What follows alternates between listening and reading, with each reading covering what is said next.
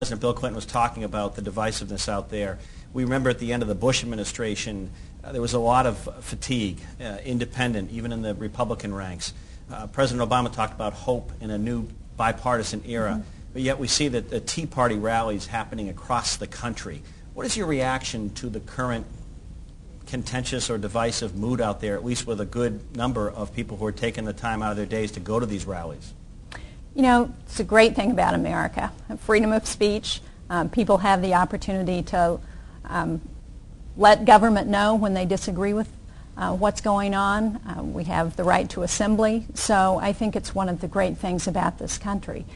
But I think what's important is to say whether, regardless of where you are on that ideological spectrum, that it's important to be civil and be respectful of people who may have a different point of view.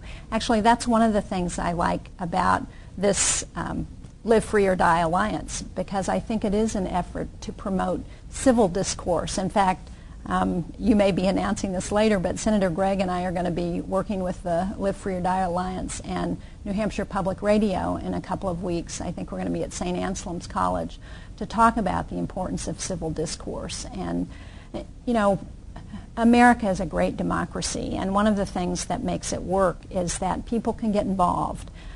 But it's important when we get involved to recognize that everybody may not share our opinion. You know, I used to say to my students when I was teaching, democracy works, but often you think it doesn't work because the outcome isn't what you wanted. Well, democracy does work. It just